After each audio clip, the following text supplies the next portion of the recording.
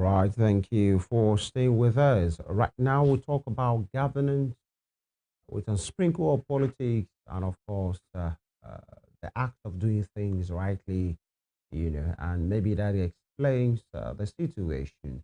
When you talk about political rivalry, that's on one side. When you talk about politicking on another side, now, when you feel according to the information in the public space and the narrative that maybe this is a case of high-handedness or bullying, or maybe somebody who knows his worth and knows he's rich and knows what he can do from a place of confidence and maybe his network to say, this is what will happen here. Even if I don't belong here, as a native or in as much I work here, and of course I've seen what is on ground, and the other person can match up. In fact, he has gone ahead to be reported to say this same person, in fact, let me let you into the story.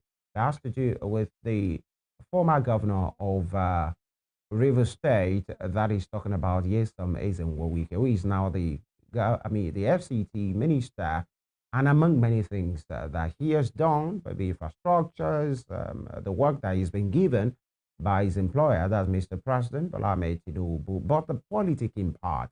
And of course, if you follow the trajectory of the FCT politics, Mr. Wike has really been very vocal. He has had his running battle with the senator there, Senator Ireti Kingibe.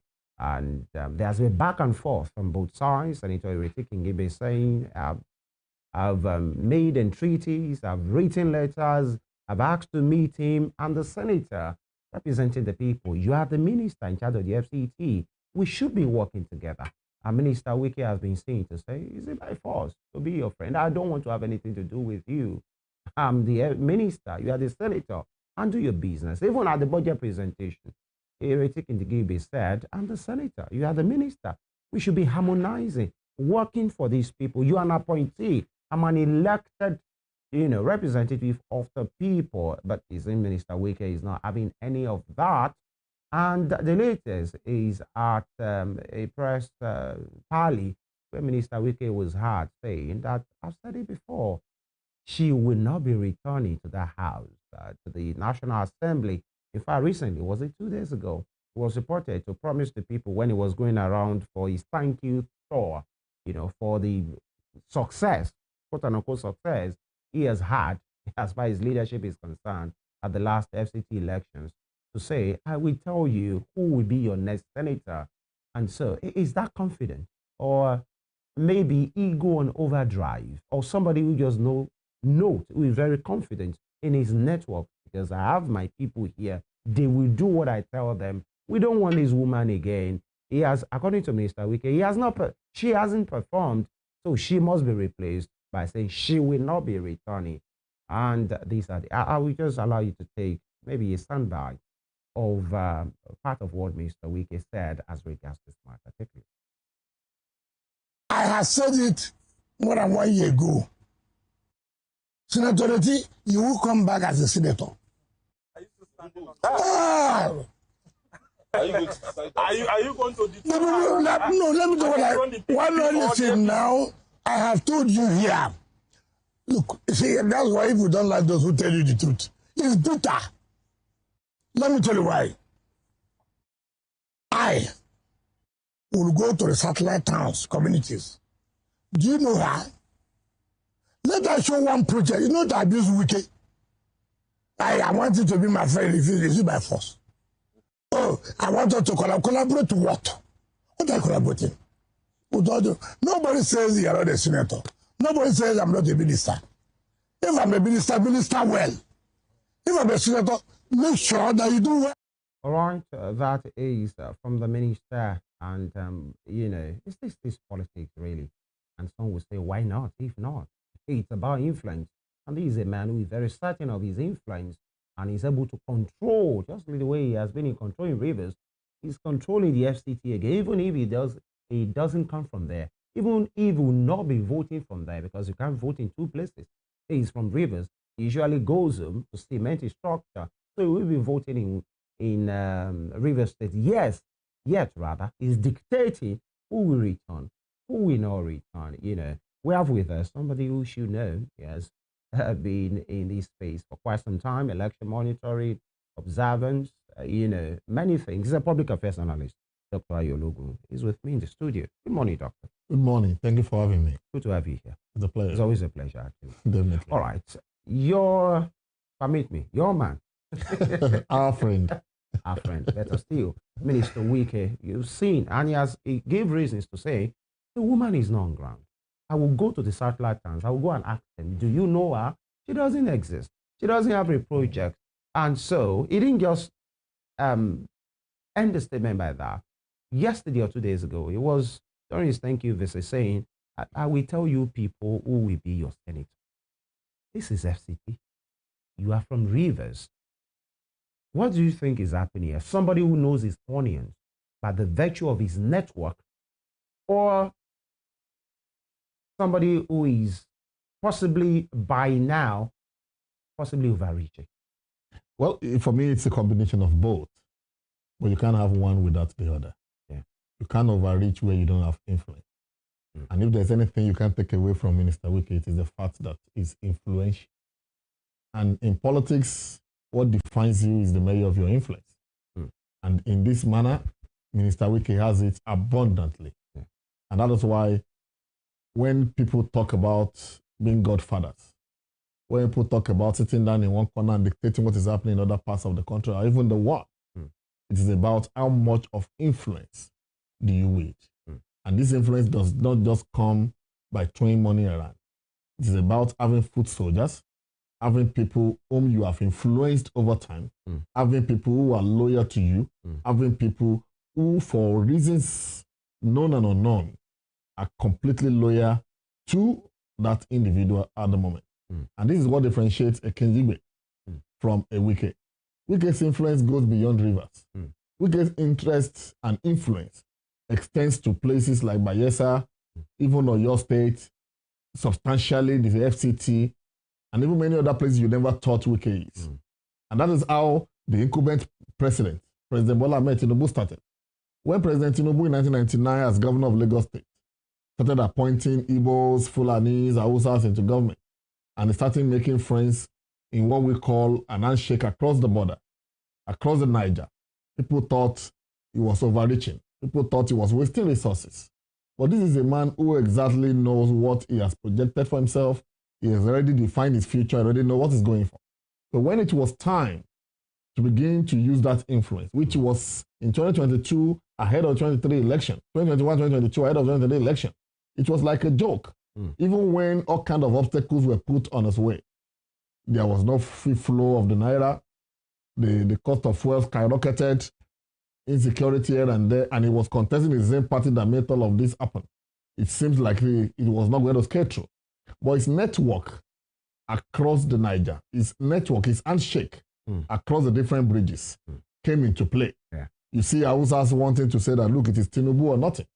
You see even some parts of the Igbo land saying it is Tinubu or nothing. You see parts of Yoruba land, majority of the spaces in Yoruba land saying it is Tinubu or nothing, because at the time, Tinubu was controlling 5 of the 6 governors of the Southwest. He made them.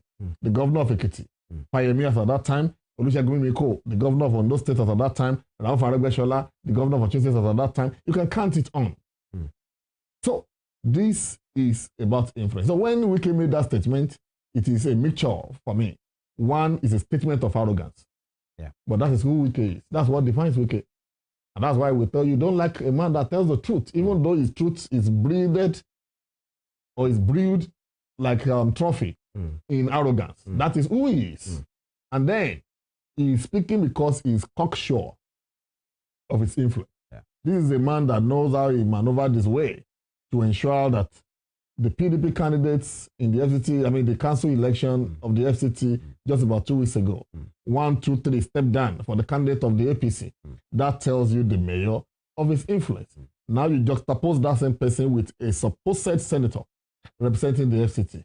How can you be a senator? It's just like when you have a senator representing a part of the senatorial district in Osun and he does not come home. We have 1 or 2 of them like that. That's not the cause of this discussion. Yeah. But when you have senators who don't come home, whom the people cannot relate with, That people see that another senator of their standing in another state is doing empowerment, distributing vehicles, distributing Okada, distributing this, distributing that. And your own senator, you only see him when the Senate is sitting, either snoring on his seat in the Senate or doing like concur. That shows that such a person is not on ground. So when you have a Kingibe, who is the senator representing the FCT, and then the minister of the FCT moved into the interiors, into the real, because when people talk about Abuja, for those who are familiar with Abuja, we laugh. Maybe the beauty of Abuja ends with the Gariki area, the Maitama, the Asokoro, and the rest of them. By the time you begin to go to Kubwa, by the time you begin to go into some other place, you will know that Abuja has two faces. And that's where the majority is. That's the truth. The majority of the people that are residents in the federal capital city are not the ones living in Asokoro, Gagwalada, and the Asokoro, Gariki, and the rest of them. Because how many people can afford rent in all of these places? So when you see a minister that moved into the interiors and was speaking with the locals, and the locals are saying they don't even know their senators, they've benefited nothing. It shows that that senator is not on ground. So if Wike, who has touched the life of those people, I shot through Abuja a lot. There are places you never thought roads could exist in some parts of Abuja. Particularly go to Gwagwalada. Places in Gwagwalada that you never thought could be motorable have been opened up. And so the majority of people that are working in the civil service in Abuja, who are living in those interior places, now have better access to their place of work. So when you see a minister who touches their life in that way, he has influence over them already, especially when the political actors in that FCT are also somewhat under his control. He knows what he's saying. Now, the question would be, is he the one to determine who gets the ticket in the APC or not? Don't forget that Kingibe will want to contest, and you cannot become a candidate if you are not first of all an aspirant. So if you're able to get the ticket of your party, that is when you are cleared to become a candidate. Now the PDP is not contesting. The PDP will not be on the ballot. So Kingibe is left with two options, the ADC and the APC. I think she has even moved to the ADC. She has moved to the what? I think she has moved to the ADC. She has moved to the, that's what I'm coming to. So the she PDP got into Senate on the flag of the Labour Party. Yeah. Now the Labour Party has gone into extinction. Now the PDP will not be on the ballot. So the major two political parties that will determine what happens in the next election, particularly in our case as a senator, is the APC and the ADC. Whether you like it or not, substantially, Wike controls the APC. Do not forget that the chairman of the APC was a cabinet member with Wike. That friendship, that brotherliness, that cordiality is there. Don't forget, the majority of the ESCOs of the APC, substantially, like they used to say, I'm not quoting, they used to say on the street, on the payroll of this man. So he has a substantial influence on who gets what in terms of ticket of the APC. Now you move to the ADC. Do not forget these shenanigans and the drama they play out on the TV. These political gladiators know themselves. Majority of the actors in the ADC are one way or the other Wike's friend. The leadership of the ADC, the Adegbashola of this world, the David Mark of this world, they are core allies of Wike. So if he uses that influence too and is able to stop Kingibe from becoming the ADC candidate, and she does not get the ticket of the APC, that means she will not even be on the ballot in the first place. But can that fly? Because the ADC wants support. In the last election that was held in Abuja, out of 6 seats, APC had 5, PDP had 1. I'm coming to that. Yeah. Now, there are two faces. Yeah. Wike can so much use his influence, such that Kingibe would not even get ticket of both the ADC and the APC. That stops her from even being a candidate. Let's assume, without conceding, that she is even able to get the ticket of the ADC. And another person, maybe influenced or submitted by Wike, becomes the candidate of the APC. If you look at the ratio of the last election and you want to go by that, there's every likelihood that the APC will win the senatorial seat of the FCT. And if that happens, give or take, by or large, Kingibe is stopped as the senator to return. So head or tail? Head or tail, she's going to lose. So if you ask me, Wike speaks from arrogance, which is characteristic of him. But it's also a statement of fact when he says she will not return because he knows what it takes to win an election, Dr. Ologun, and he's going to stay there to make sure she does not win. I understand these dynamics that you have, played out. But when we talk about the way things should be done, in what capacity will a minister who is not even from that place be telling the people your rep will not return? In fact, I will now tell you who you will vote for. He doesn't vote there. I'm not taking away his influence and all of those things, but some will say the politicians, even Bola Ahmed Tinubu, with all their influence, sometimes they speak through proxy. Sometimes they have their full soldiers who do the work, who take the commands. But for Wike, he says it like he doesn't care and he doesn't look at your face, and either it is right or not. That's why I have to cite the example of Mr. President, who virtually, arguably, you might say possibly the biggest politician at this time. You know, it's not every day you see him speaking to whatever he wants. He speaks through people. He delegates these things and he has the job done. But for Wike, he will take the vuvuzela and speak and shout and do all of those things. Is that the way it should be done? Actually, because you are talking about politics here, and whenever he goes around his business, the former senator that Ireti Kingibe defeated, that Philip Aduda, is always the one with him. State affairs, FCT affairs, everything. Yeah, I have no problem if your friend is going around with you. But the one that the people have voted for is more, and the woman as well has always been having a running battle with Akpabio at the National Assembly as well. So is this more of an Ireti Kingibe not being the regular politician, knowing how to handle her affairs, or she's just being bullied? See, politics has I need you to speak to that. Politics has no rules. I've come to understand that. There are no rules in politics. How about convention? There are conventions, but there are no rules. Conventions can either be manipulated or changed by consensus. That is why you call it, the name it is called, convention. You can either overrule convention by fiat or you overrule it by consensus. But in politics, there are no rules. When you have rules, they must be strictly followed. And because there are no rules in politics, every road leads to victory, so long it is not criminally intended. Yeah. So if you remove that, you have a senator. Another thing you must learn in politics is that politics is about lobbying. You don't get anything in politics by right.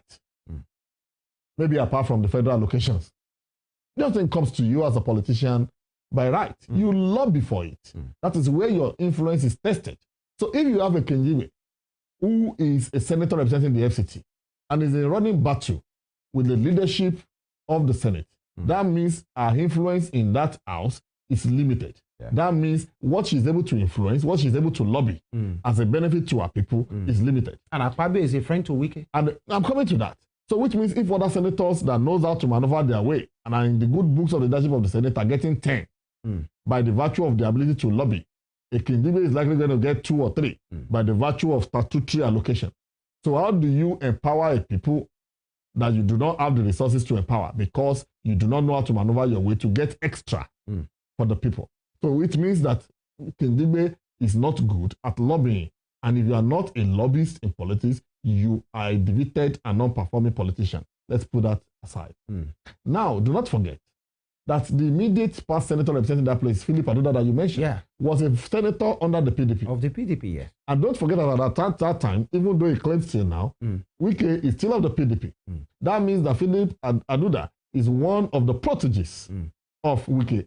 And he follows Wike around. In what capacity, I don't know. But like you said, a friend can follow his friend for official duty. Sometimes in those states, we had what we call the office of the friend of the governor, clearly written on the doorstep of someone. What does that mean? Yeah, it's under the mimical. Because you see Philip Aduda, he's always on the front row. See, when every business of the when Wike was governor, we had a Soji Bello, who occupied the office of the friend to the governor, and files go to his office to the governor. No cabinet attached. No cabinet attached. And even in cabinet meeting, he sits as an observer. So now, that's by the way. So now, you have an Aduda who follows Wike around, who possibly is understudying the leadership of Wike as the FCT minister. So there's every possibility that that candidate that Wike said he will tell the people the center will be is most likely going to be Aduda. Again. Because you will not take the meal away from your friend to go and give an outsider.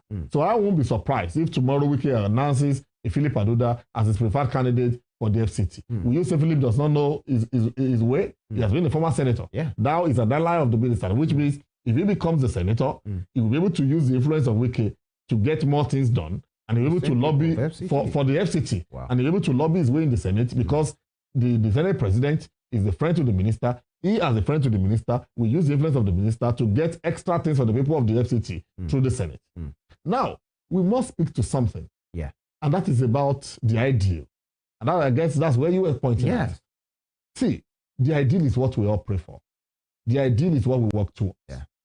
But even in the best of democracy, we don't have the ideal playing out most of the time.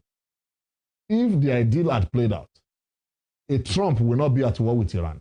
Because normally by convention, you seek the approval of the Senate. As a Republican that he is, I'm sure you are aware that the majority of the Republicans in the sitting of the Senate of the US as of yesterday were opposed to the war the US has gone into with Iran. If he was to go by convention and the ideal, the president should have waited for the approval of the Senate before going ahead. Now he has gone to war, going against the ideal. Now the Senate, unfortunately, his own Republican party members are saying no. So in politics, sometimes you don't wait to achieve success by the ideal. We all pray that we get to the place. Look, one of the closest senators or the chairman of committee who is doing so well, who are called there. I laugh at the two of them. I call them Aki and Popo.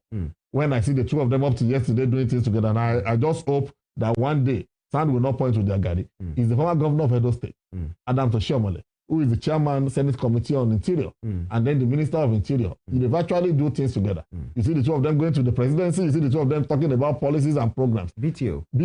That is because things are cordial between them. And that's why you probably are having unprecedented success, because things coming from the interior gets easy access in passage to the Senate, because the chairman of that committee in the Senate is cordial with the minister. And that is why it is difficult to have some development in the FCT, except it is forced, like we say, it's forcing its way. Because ordinarily, the budget of the FCT is meant to be presented by the minister of the FCT. And it is the duty of the senator representing that place to ensure that whatever is presented by the minister is properly guided for passage in the Senate. That should be harmonizing. That should be harmonizing. The woman I've been trying to reach out. Wike have been saying, is it by fault? I don't want to be up. So how do you get progress in such a place? So if Wike wants progress for the FCT, he possibly will be looking for a senator that will be in tune with him to fast-track development in the FCT. Well, and that is why he's talking about ensuring that Kingibe does not return, so that they can have a senator that I think that there is nothing Kingibe is bringing, because he's one of the poster boys. If not the poster boy of this administration, he can always have things done. Influence. Under this administration, it's only FCT that has had, as a ministry, that has had a supplementary budget done for him twice. Because he has influence. And maybe that's why I think there is nothing Kingibe is bringing. Maybe not. Because you don't expect the Kingibe to do the work of a minister. Kingibe does not have a budget. That's why the senator is saying, our duty is oversight. My people elected me. There are things they are telling me to tell you. You might have your strategy, but in fact, Ireti Kingibe has been quoted to say, there are things you are doing that are not immediately needed. These are the things they are saying they need. But the minister is saying, shelve it. I have my reservation about that. I know what I'm doing. And I will tell you, with my little experience in governance as a strategist, you don't sometimes go in line with the need of the people. Development is not about the immediate need of the people. Development is about projection into the future. How about impact? Impact is measured by two things in governance. You measure impact by the influence of projects carried out on the overall benefit of the people. That's number one. You also measure impact by the virtue of cost of the project meant for the people. So if I have a project that I can do now, that a community will be needing in the next 5 years, but if I do it now, it will cost me 2 naira. But if I wait to the next 5 years when they'll be needing it to do it, it will cost me 15 naira. Governance experience should tell an administrator that it's better you do that project that the people will need in the next 5 years at the rate of 2 naira than wait for the next 5 years when they will need it and do it at the rate of 15 naira. Meanwhile, what they call immediate needs is what is satiable. Satiable in the sense that it can be met. Because what does people call immediate need? Electricity, water, good roads. But what happens to using your experience in governance to open up new places in the community, which ordinarily will drive investors? But two truths can coexist, isn't it? When the resources are available. When resources cannot entertain two truths, you go for the biggest of the truths. Because of time now, will you say maybe, because some have even said in some quarter, Ireti Kingibe, ranting, whining, coming on the media to complain will not do this work. You have, will you say possibly there's still some learning to do by Ireti Kingibe, even though he's older, far more older than Wike? Governance is not by age. I understand. Achievement is not about... Because he's having a running battle with a recalcitrant, quote and unquote, Wike, and a leadership of the house that is not even, she has always been saying she has been ostracized. Look, with due respect. Some might say maybe she has her own issues as well. She has a lot of issues, not just an issue. In influence and networking. With due respect, I do a little of drafting for members for a number of National Assembly members. And I tell you that by experience, you can draft from today till next year, till even Jesus comes back. If you do not know how to use influence, if you do not know, the primary duty of a legislator is ability to lobby. That's why when you have a bill, before you bring it to the floor of the House of Representation, you must have lobbied your colleague for support. Yeah. So that when you are presenting, you have somebody to second. And when it is time to cast vote, the number of people that you'll be able to lobby, whether rightly or wrongly, come to your support to say aye. So if you think you are so brilliant, if you think you have the interest of the people at heart, and you sit in one corner with your drafters and you draft a bill, and you bring it to the floor of the Senate, you will read it. Of course, we allow you to read it. But when it is time to support, everybody put their hands on their chins. Please confirm for me, because with what you are saying, from the grapevine, I've heard people say in Abuja, the National Assembly, that sometimes it even takes lobbying for your prayers to be listed in the order of the day. Absolutely. Absolutely. And Natasha is at least testimony suffices. Because once your prayers or you are not on the agenda of the sitting, you don't just stand on the floor of the Senate, the sacred floor of the Senate, to bring it up. You'll be running foul of the House rules. Part of the House rules, so it has to be listed. That is where you have caucuses. That's where you talk about Osun State caucus, the Southwest caucus, the minority caucus, the majority caucus. All of these caucuses are not just existing because they need to give it name. They are existing for a purpose. And the purpose of their existence... There is even the high-ranking caucus. Of course. And the newbie. That is why you have what we call ranking senators, ranking rep members. That's why you call some distinguished senators. If you are a first time in the National Assembly, you are not a distinguished senator. You must at least be in your second term before you can become a ranking senator. That's why you are called distinguished senator. When you are in your third term and more, then you become most distinguished senators. All of these things are not just nomenclature. Is that right? Everybody who goes and is sworn is a distinguished senator. Distinguished. They are senators. Nobody puts distinguished in front of your name. So the ability to be able to lobby in the floor of the Senate of the House of Rep is what defines you as a representative of the people, or else your people will be shortchanged. All right, that's on one side. Before we hit the brakes now, because if that is the way, that, okay, you have the network, you have the power, if it is money, influence, and all of those things for you to dictate. You know, there is something called self-destruct at some times, because it seems whatever you are needing, you are getting. You are having this, you are having it. You begin to exercise power in the way Minister Wike has been saying to be exercised powers. Now, you have said it's about influence, it's about lobbying, and he understands that, and he's a master of that at the moment. But any power that is left unchecked is always a disaster to happen. Must we continue this way? He's been the boss in Rivers State. In fact, he grounded that state. If anybody, including Fubara, anybody will want to touch his structure. Now he's trying to establish the same thing in Abuja. Is that what we are left with? It is called politics. And to what end? Femi, I'm sure you know. Yeah. Why they say we have current champion and life champion. There are reasons, and there are two different things. Is there any life champion? There is no life champion anywhere. Don't forget, it was a time in the history of the FCT that it was El Rufai or not. Yeah. The same El Rufai is being dragged on the street of Abuja, and nobody's even looking at him. Ask an average Abuja person who an El Rufai is. His record is as good as being erased. Many residents of Abuja does not even know who an El Rufai is or what he did while he was minister. But at the time under Obasanjo, he was the poster boy. Yeah. You cannot enter Abuja and not talk about an El Rufai. Today, it is Wike. Allow him to enjoy his time. That is why they call them current champion. Wike is a current champion. You must only remember that there is no life champion. So for as long as he knows that there is no life champion, let him exercise the influence of his being a current champion to the maximum as he may choose to. And that is why that slang, that statement comes in. That power corrupts. Yeah. And absolute power corrupts absolutely. And there's nothing you can do about it until a man self-destroys. That's why I love the word you use. No powerful person gets destroyed by the people. The most powerful people in the history of this world self-destruct because it gets to a time that they feel that they are next to God. That's what happened to Idi Amin when he feels he can change the name of the country to his name. Because if he sneezes, is another. Even if the dog in his house speaks, is another. So every leader self-destructs. And there's not anybody can tell me a Trump will self-destruct.